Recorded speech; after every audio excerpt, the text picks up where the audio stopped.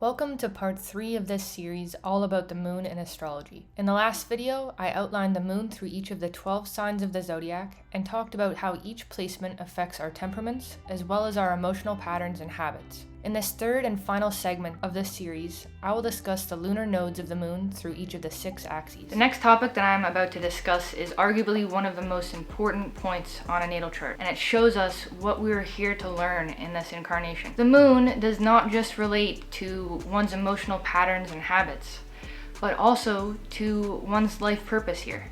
These very important points, which are arrived at mathematically, show where the moon's orbit intersects with the ecliptic, which is the apparent path that the sun takes in the sky. These points are called lunar nodes, and they show what important lessons are supposed to be learned in this lifetime, as well as areas of comfort and expertise from your past and perhaps even past incarnations. To see where your north node placement is in your chart, look for the little symbol that looks like a pair of headphones. This will show you what thematic lessons we're here to learn in this lifetime, as well as the skills that we can gain mastery over. The south node is always in the opposite sign as the north node, and it shows what we've already previously mastered, what we're here to move away from. These traits will come more easily to a person and seem more natural, but by staying in these energies, we're limiting the potential of self-growth by remaining in our comfort zone. I will briefly summarize all of the nodes through each of the astrological axes. There are 6 axes, each with its own themes and tensions between polarities. The first axis is Aries Libra, and it's all about the theme of me versus we. It's the axis of self versus other, and it's all about the tensions between being true to yourself while also being able to regulate and make adjustments while relating with other people. On one side of this polarity is losing yourself in relationships, and on the other side is being able to protect your self-autonomy. If your north node is in Aries, you can use your anger as a lesson. Perhaps in past lifetimes you were not allowed to experience anger, and in this lifetime, you're here to learn how to be assertive. You can also learn how to transmute your feelings of anger and injustice into fighting for a cause that you truly believe in. People with the North Node in Aries may have been overly dependent upon relationships in their past lives, and they're here to understand that it's okay to be alone. On the other side of the coin, if your North Node is in Libra, you have had many past lives where you were very independent. This lifetime for you is learning about sharing, diplomacy, and cooperation. This lifetime is about letting go of selfishness and impatience and acting without thinking about what the consequences of those actions are. It's also about embracing generosity, selflessness, and healthy ways of sacrificing for the greater good of all. The second axis is the Taurus Scorpio axis. This axis is summed up nicely by the ideas of transforming or strengthening versus preserving and stabilizing oneself. And both of these signs do this through their feeling and sensing nature. Taurus on one hand senses its immediate environment, whereas Scorpio senses the subtle energetic nature of their environment.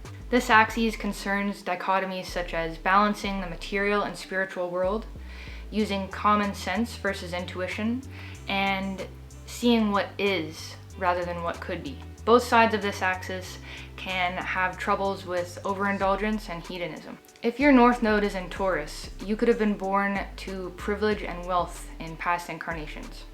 And in this life, you were born here to learn how to work and to be able to provide for yourself. This life is about learning how to do the hard work and being able to be autonomous providers for yourself and for others. Taurus rules over the throat chakra, so Taurus North Node natives are really here to get past ideas of secrecy and manipulation and learn how to be honest with their communication. So as a Taurus North Node, you have your Scorpio South Node, and therefore you're here to work past the shame of dark family secrets, such as abuse or addiction. So as a Taurus North Node, you're here to connect in the here and now and to experience true intimacy with others while being able to be honest with your communication. If your North Node is in Scorpio, most likely you've spent many lifetimes as very hardworking and diligent people. You're here to focus on what not only is, but what could be. As a Scorpio North Node, you are here to go beyond the world of the senses, to become more in touch with the spiritual and mystical sides of life. Like Aries North Node people with the North Node in Scorpio are here to learn that they don't have to be afraid of their anger, and they can use these energies to make changes or to motivate. Since Scorpio rules over money and investments, Scorpio North Node people are here to learn how to make their money work for them, as opposed to just working really hard to acquire money. Next on the list is the Gemini Sagittarius axis, which is all about mental expansion and human diversity. Gemini represents analyzing the details, while Sagittarius represents holistic, big picture thinking. This nodal axis is related to different methods of learning, such as the learning acquired from reading books versus the learning acquired from in-person experience. If your North Node is in Gemini, you have had many lives with diversity, with a wide variety of friends, and in this lifetime, you're here to develop roots, to learn how to stay in one spot. You're also here to develop the ability to be able to see the world from an objective, factual standpoint, as opposed to constantly theorizing or philosophizing. North Node and Gemini people are here to learn to be content with the here and now. In addition, they're also here to be in favor of partnerships, duos, and developing communication skills. If your North Node is in Sagittarius, you're here to learn how to venture out of your close circle of friends and diversify yourself, not only being comfortable with the people who are close to you that get you. You may have a fear of traveling, a fear of planes, especially when you're younger, but being able to conquer this fear will develop really great potentials for growth. Sagittarius North Node people will gain significant spiritual development by learning how to connect with diverse foreign cultures. You're also here to learn how to communicate in a way where you're not tempted to use words to manipulate or deceive others. You're here to develop honesty and a big picture perspective. Lastly, you may have mastered a craft that you use your hands for in past lives, and these skills can be extended into this lifetime. The fourth polarity is the Cancer Capricorn axis, which has to do with your home and your heritage, as well as your legacy and your accomplishments. Cancer is the yang and Capricorn is the yin, which is representative of motherly nurturing instincts and tendencies on one side, and the masculine father-like energies on the other. The maternal energy is receptive and nurturing, and the father energy is all about taking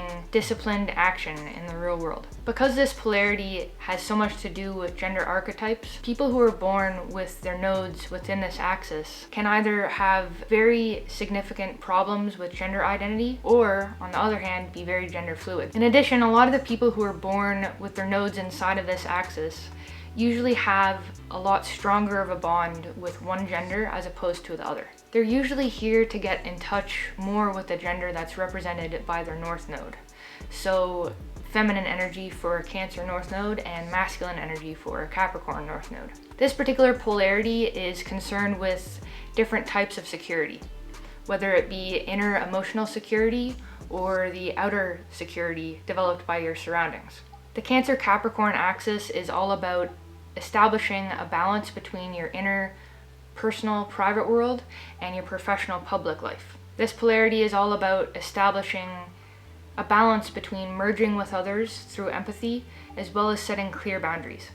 If your North Node is in Cancer, you are here to have true human connection and really enjoy your home and family life. Developing the maternal and nurturing energies is paramount to North Node and Cancer people, whether this be in a familial setting or even establishing yourself in the role of a work mom in a professional setting. This is even applicable in learning healthy methods of self-nurturing. Having a Cancer North Node is also learning how to let go of excess masculine energy and relieve yourself of tendencies of workaholism. You are here to get in touch with your sensitive and compassionate nature. If your North Node is in Capricorn, you have spent many lifetimes as homemakers, caretakers, and dependents. You're here to learn how to become self-reliant and self-sufficient while becoming providers for the people in your life. You're here to release codependencies and fears of abandonment while becoming a leader and empowering others through your authority. As a Capricorn North Node, you also have an innate gift for empathy and perception. Putting your intuitive gifts to good use in this lifetime will be very encouraging and empowering for you. The Leo-Aquarius axis is all about the individual versus the collective, all about the ego or self versus others. Leo is concerned with creative self-expression, and Aquarius is concerned about being unique while still being part of the larger collective. Some themes of this axis include creative expression versus truth and objective facts, being the center of attention versus operating behind the scenes, the idea of egoism versus altruism, and lastly, on one side you have self-integrity or pride, and on the other you have understanding different viewpoints and perspectives. If your North Node is in Leo, you have the ability to summon inner power to be able to speak up and fight for a cause.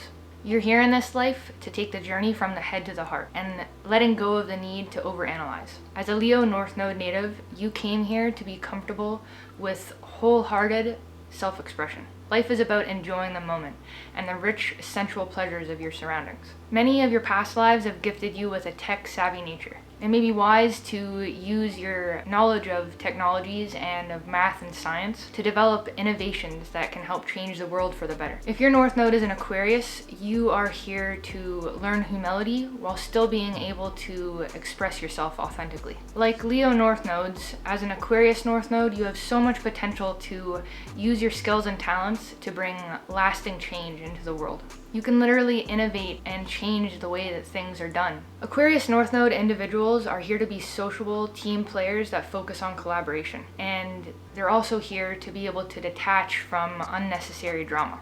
Collaboration using out-of-the-box ideas that can increase sustainability and change the way that humans experience their lives is a big theme for these individuals.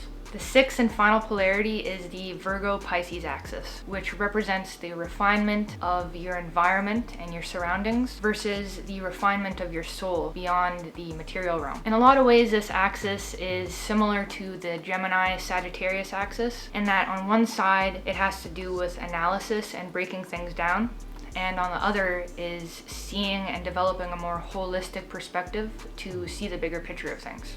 Virgo is all about being a servant to others and of people, and Pisces is about being a servant of God, being the champion of the underdog. Virgo rules over the 6th house, which is all about health and the body, whereas Pisces rules over the 12th house, which is all about deeper healing that comes from within. If your North Node is in Virgo, you are learning how to be assertive while still remaining in service to others. In past lives, you were used to being energetically open to the people around you. And in this lifetime, you're learning how to maintain clear boundaries. Learning how to implement and maintain order in your lifetime will be a very significant theme of your life.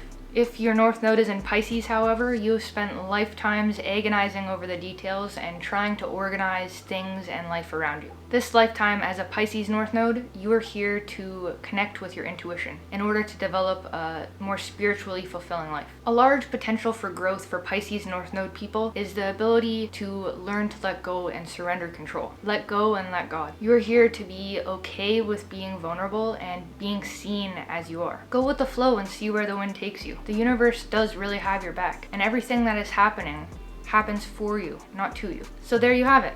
All of the South and North nodes in a nutshell. I find that the lunar nodes are one of the most interesting points on a person's natal chart. I also find it awesome that since the lunar nodes change every 18 months or so, it's not necessary to know the exact birth time of a person to see where their North Node and their South Node is. There are tables widely available that will show the date ranges for each of the lunar nodes. People who are born within the same 18 months, therefore, are of the same tribe and are here to learn similar life lessons. So in my research, I have found 2 particular books that have really resonated with me, and I will share them with you. The first is Moon Signs, Key to Your Inner Life by Donna Cunningham, which dives very deep into each lunar position. And the second is Moon Spells, How to Use the Phases of the Moon to Get What You Want by Diane Alquist.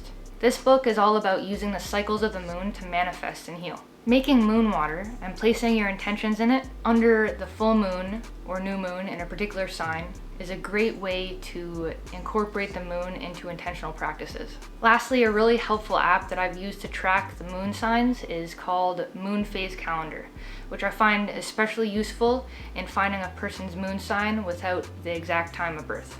Well, that brings us to the end of this video.